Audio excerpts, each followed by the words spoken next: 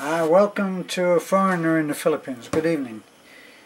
I thought that this subject came up about the other side of marrying a Filipina. We always tend to concentrate on the problems of a man coming here and finding a Filipino who is good and honest and loyal and all of those things that we would hope for in a partner that we were going to spend the rest of our life with. And we always talk about those problems as if the issues and the problems end there. And in fact, unless you actually are able and willing to come and live in this country, your problems are really just starting, because what you have to do is, obviously, if you intend to get your fiancé, if you intend to get the lady that you are choosing to share your life with, you want to get her home. And depending where home is, that may provide you with pretty big problems. Now, I'll give you an insight into some of the problems that may arise, certainly about taking a lady to America. Now, this is not, believe me, this is not a Bash America video, okay? This is not about the American people. This is about the American Immigration Service. And in the past they have been even more ruthless. When I first went to America, there was a huge black building in LA. Black building, very apt color. It was like a Darth Vader of buildings, and when you went there, there was so little guidance about doing anything that when you would get there, unless you got there at like 3 or 4 in the morning, you would be already on the end of quite a long line, and you wouldn't actually know what the line was for. And I spoke to many people at that time who had gotten in line only to find, after being in line for several hours, that they were in the long line. Well, what happened when they got to the top of the line and spoke to the person? They would be told, and not always kindly, you're in the wrong line, you need to be over there. And then there's no going to the front of that line. You went outside and you got back in line, and you did all of that again, and if you didn't get in by a certain time, they would close the doors, and no further people would be allowed in for that day. They would have as many as they could get through. They would pretty well know how many they could get through, and they'd simply close the doors. So you were back the next day at 4 o'clock or whatever it is that you would be there in order to get into a good place. So I tell you this from experience, because when I first got there, I was a single parent, and at one point my son, who had come in with me on my visa, was wanting to go and see his mother, and his mother was in the UK.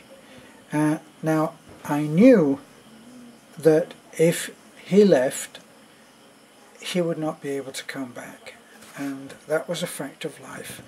Now, I also knew that unless he heard it from the horse's mouth, so to speak, there was a doubt as to whether he would believe what I had told him. So the only way to do it was to take him to the Darth Vader building and get in line. We got in line for questions, so we were able to ask a question when we got there. So the situation was that he was on my passport when he came in, so he was on my visa, which was a multiple indefinite visa.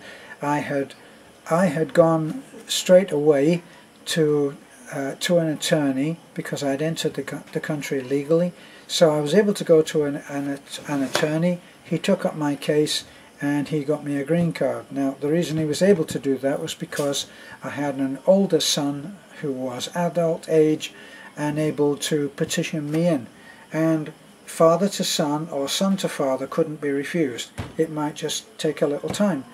So we went to an attorney, and the attorney submitted the papers such as it needed, and then we heard back, and he called me. I went in to see him, and he said, we have an appointment for an interview. So the appointment for the interview was, I think, 4, 5, 6 months hence. So I even at that time was paying him on installments. So I used to pay installments. By the time they were worked out, calculated, so that by the time that he went for the interview with me, I had paid my bill, and that's what happened. So we went. The interview was fairly fast, according to the attorney. And it seemed to make sense, even though this might appear racist. He said that they would be so tired of talking to people, asking questions, interviewing people who were coming to live in the States, who could hardly speak English and hadn't learned the answers to the questions. You had several hundred questions which you would be required to answer about the Constitution, how the White House was run, the presidency, and all of those things, and you were expected to know those things. Well, I'd done my that was for citizenship. That's right. So I went back to the beginning on that. So back to the interview. I went to for the interview. The attorney did tell me actually that that they would be tired of talking to people who hardly spoke English, and that when I went in, because I spoke relatively good English, that it would be something of a relief, and it did turn out to be the case. He did ask me one question. He said, "Do you have?" And then he quoted a number. Let's say it was the AB 123. Do you have a form AB 123? And I said, I looked at my attorney, because that's what he was there for. And the attorney said, quite briefly, we've never had to submit that form, and AB 123 never had to do it. And because he was an attorney and spoke with such authority, the guy that was interviewing us said, well, oh, okay.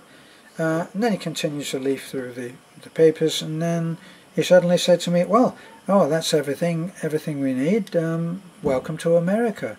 And a little while later I got my green card. Wasn't quite so easy with my son. He was still not, he was allowed to stay, he was legally allowed to stay, but his case was being processed, and at that time there was there was a scandalous case where at one department or one branch of the Immigration Service, there had been such an incredible backlog of cases that were not being dealt with, and they had an inspection coming. So rather than handle the cases, they were just trashed. They were just thrown away. So that dealt with about 30 or 40,000, I think it was, cases that just didn't exist anymore. Now all of those people had paid money for that, whatever their application was. They paid quite a hefty fee, and their fee had been paid, and tough. So when it came around that they were inspected, they didn't have that huge backlog, but I don't know what happened. Maybe they found, maybe the examiner found a few of those things, and it was propping up a filing cabinet, and the whole thing was revealed. So there was a big stink about it, and everybody that had filed was invited to file again, pay your fee again. And that's the kind of treatment that the American Immigration Service at that time was guilty of. Well, back to my kid. He wanted to go to see his Mom. And certainly I wasn't going to stop that. But I wanted him to know what was the real case. So the case was, we got in line, we waited our several hours, and when we got to the front I explained to the lady, my son is having his, I'm already a green card holder and I'm legal and so on. My son is here legally, but he came with me on my, and I explained the situation, that he was there legally but he wanted to go back to the UK for a visit with his mum. I said, now what I need you to tell us, because I want him to hear it from an immigration official, if he goes back, will he be able to return? And the woman said there is a great risk that he will not be able to. She said he will be able to file a request, but it could take 2 years or possibly more. And if I may say so, as a mother, he would have to have the help of his mother to make that request, to submit that application. So you as a parent have to decide whether she would do that. And as a mother, I wonder if she would.